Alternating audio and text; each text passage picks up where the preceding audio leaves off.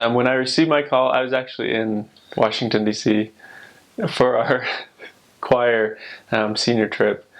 And my mom texted me, she's like, hey, your call came. Luckily, she didn't open it. And so, like, 3 days later, we got home and I was able to open it with family members. I think I opened it first just with close family members and then, like, closed it up and, like, had another reopening, like, the next day with extended family members.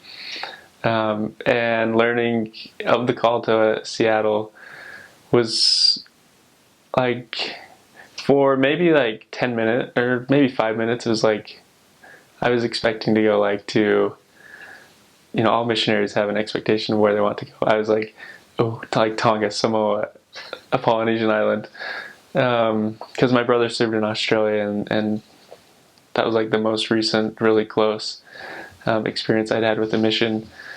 And then when I learned Seattle, it was like mixed feelings for the first 5 minutes, and then it just sunk in that it was where I was supposed to be.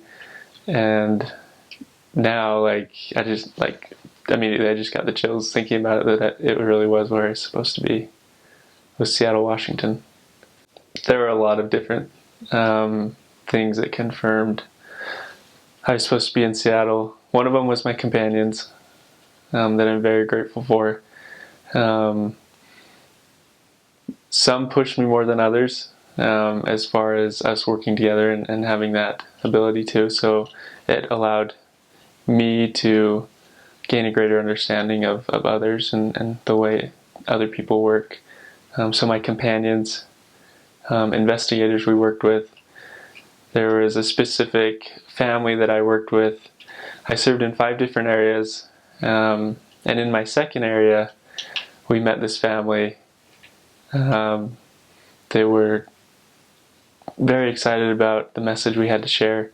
They committed to a baptismal day, and they're like, we're going to be at church.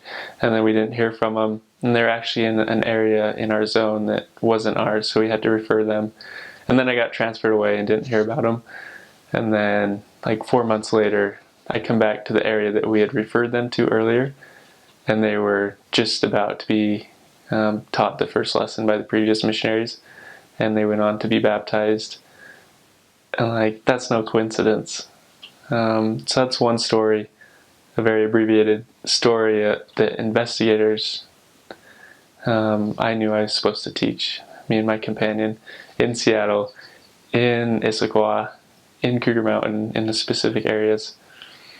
So companions, investigators, my mission president, I had 2, one for 9 months, President and Sister Larkin, that were amazing, and then for 15 months, President and Sister Che. And I knew that, and I still have strong connections with them, and even my wife, Avery, has strong connections with them. And so I absolutely know that mostly through the people is how it was confirmed to me that that's where I was supposed to be. The MTC was awesome. I really enjoyed the MTC. I had a great companion, and we had a great district with a great zone. I was there for 3 weeks. It was before they made the change for English-speaking missionaries to just go for 12 days, I think now, which is incredible. And I was blessed with great MTC teachers. I love the food there. I love the sports. It was fun. It was fun. And then when you get into the mission, that's when the real fun starts, but also the real challenges as well.